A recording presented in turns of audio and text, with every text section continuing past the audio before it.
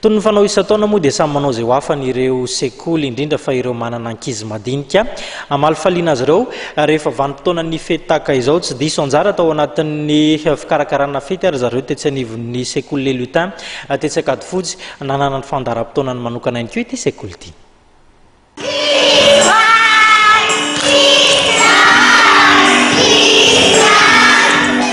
Efa mahazatra eo anivon'ireo sekoly ny manao fety rehefa mifarana ny telo volana voalohany.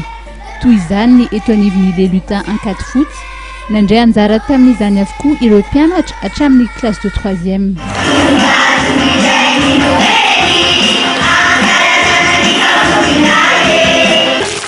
Gadona samihafa no nentin'ireo ankizy mpianatra niakatsehatra.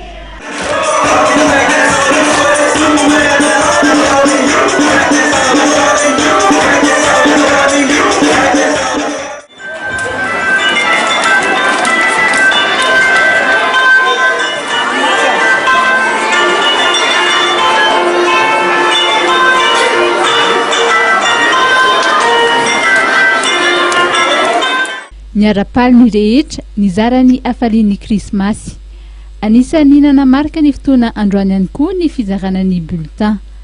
Iroso amin'ny fialatsasatry ny Noely ireto ankizy mpianatra ireto ary amin'ny faha-4 ny volana janoary indray no iroso amin'ny 3 volana faharoa.